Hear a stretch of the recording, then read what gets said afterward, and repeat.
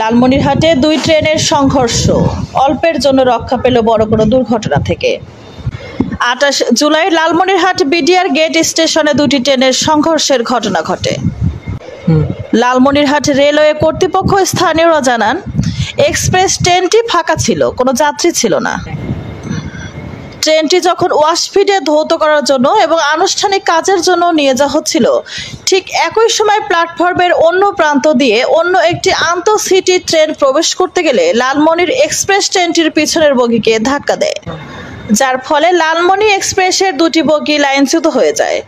আন্তঃসিটি ট্রেনটির বেশ কিছু যাত্রী আহত হয়।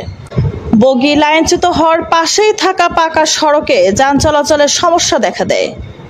সেনাবাহিনী এবং আইন শৃঙ্খলা বাহিনী কিছুটা স্বাভাবিক করেছে এবং তারা চেষ্টা করছে পরিস্থিতি সম্পূর্ণ স্বাভাবিক করার।